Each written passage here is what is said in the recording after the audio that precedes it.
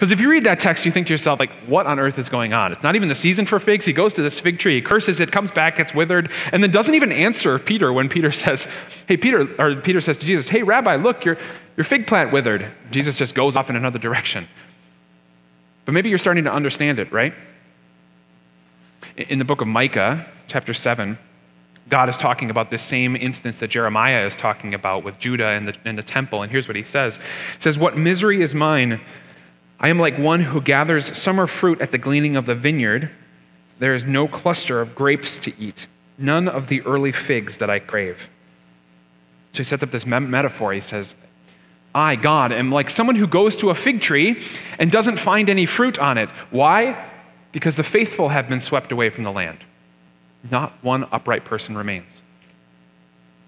You starting to see this? Then go back to that text from Jeremiah that we read, Jeremiah 8:13. God says, I will take away their harvest. There will be no grapes in the vine, there will be no figs on the tree, and their leaves will wither. The fig tree was a picture of Jerusalem. A picture pulled from those Old Testament texts. Jesus says very clearly, I went to Jerusalem, and like a fig tree with green leaves, it looked alive. There was a lot of religious activity. There was an electric atmosphere. There were lots of people, but I didn't find any fruit. And so Jesus withers the fig tree and says, never again will you produce fruit. And that's what happened. The temple was destroyed, and the temple will never be rebuilt. And by the way, while we're on the topic, just because sometimes people say this, there's a false teaching out there that the temple needs to be rebuilt. That in order for God to come back, for Jesus to come back, the temple needs to be rebuilt in Jerusalem. That's a lie. So if you hear somebody say that, Jesus says right here, this fig tree, Jerusalem, this temple will never bear fruit again. It's not coming back. Jesus will come back, but not to a temple. Because like we read in another version of this story from another one of the gospel writers, Jesus says, my body is the temple. You want the temple? You got it when you took the Lord's Supper today.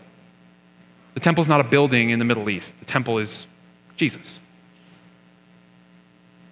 So Jesus goes to this fig tree. He doesn't find the fruit, and it's a picture of Jerusalem. So what was the fruit that Jesus was looking for? As he went into the temple, was he looking for maybe the fruit of the Spirit? I think that's maybe the easiest jump for us. He was looking for love and joy and peace and patience and kindness and goodness and gentleness and faithfulness and self-control.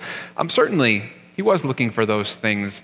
But I think he was looking for something even more foundational, more primary when it comes to the fruits of what God's work in our heart produces. And guess what? It's right from the Scriptures. The Psalms, in fact.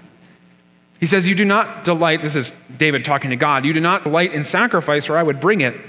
You do not take pleasure in burnt offerings. In other words, it's not about the processes of religious practice. He says, my sacrifice, O God, is a broken spirit. A contrite heart, you, God, will not despise. So what fruit does God desire? What fruit was Jesus looking for in Jerusalem? What fruit does he look for in our lives? Repentance. To be willing to say, my sin is so great that I acknowledge that nothing but the death of the Son of God is sufficient to pay for it, but that has happened. Jesus died on the cross. That means it is paid. And I will throw myself down at the mercy of that God. That's repentance. Being a Christian is not about going to church, not about putting something in the plate, not even about prayer or many of the things we associate with Christianity. It's about repentance, first and foremost.